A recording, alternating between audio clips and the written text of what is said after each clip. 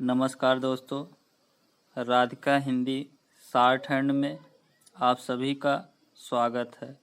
प्रस्तुत है हिंदी आशुलिप उच्चगत अभ्यास खंड 1 डिक्टेशन नंबर 10 गति 80 शब्द प्रति मिनट। अगर आपको हमारी वीडियो अच्छी लगे तो लाइक एवं सब्सक्राइबर एवं नोटिफिकेशन बेल को जरूर दबाएं। Ready start. सभापति महोदय, आज हमारे देश में जो ऊपर से लेकर नीचे तक शिक्षा दी जा रही है उसमें व्यवस्था ही एक कारण है जिसकी वजह से शिक्षा का स्तर गिरता जा रहा है। मेरा अपना विचार है कि जो शिक्षा प्रणाली है और जिस रूप में शिक्षा दी जा रही है वही अनुशासनहीनता का भी कारण है। अपने देश और प्रदेश में हर एक की अपनी अपनी भाषा है और वह बालक जो इस देश में पैदा हुआ है, जो अपनी मातृभाषा की गोद में पला है, उसको यदि अपनी मातृभाषा में ही शिक्षा दी जाए तो मेरा विचार है कि शिक्षा का स्तर ठीक हो सकता है।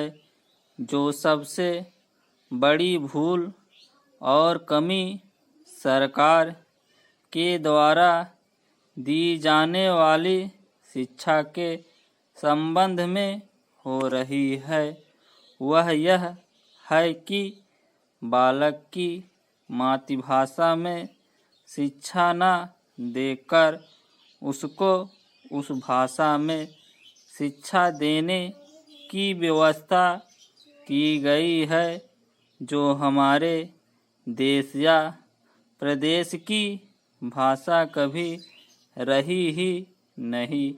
मेरा अभिप्राय विदेशी भाषा अंग्रेजी से है। मैं यह मानकर चलता हूँ कि जब से यह भाषा इस देश में आई है वह चाहे किसी कारण से आई हो, इसे आप भी और इस माननीय सदन के सदस्य भी जानते हैं कि उससे बुरे परिणाम ही निकले हैं। कोई भलाई नहीं हुई है। इस देश को जो हानि हुई है वह किसी से छिपी नहीं है। हम देख रहे हैं कि हमारे यहाँ जितना फैशन बढ़ रहा है और जितनी वेशभूषा बिगड़ रही है वह सब अंग्रेजी भाषा के ही कारण है।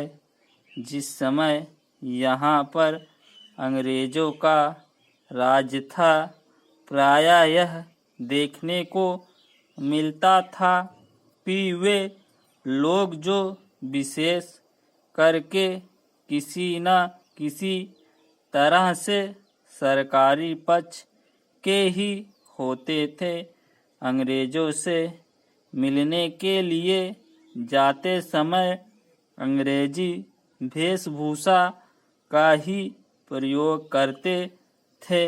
परंतु यह इस प्रदेश और इस देश का दुर्भाग्य है कि अंग्रेजी का राज समाप्त हो जाने के बाद भी लोग उनकी वेशभूषा को पहनते चले जा रहे हैं। इससे जो प्रभाव हमारे देश के फैशन पर पड़ा उससे लाभ के बजाय हानि ही हुई है और हो भी रही है। मेरा ऐसा विचार है कि अंग्रेजी वेशभूषा से इस देश को बहुत हानि हुई है। भारत की गौरवपूर्ण सभ्यता और संस्कृति के संरक्षण पर पर्याप्त ध्यान देने की आवश्यकता है।